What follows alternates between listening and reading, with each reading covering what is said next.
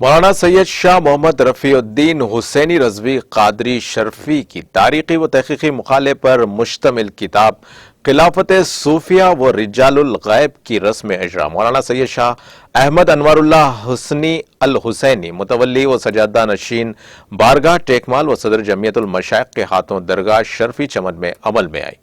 رکن اسمبلی سید احمد پاشا قادری نے مہمان خصوصی کی حیثیت سے شرکت کی۔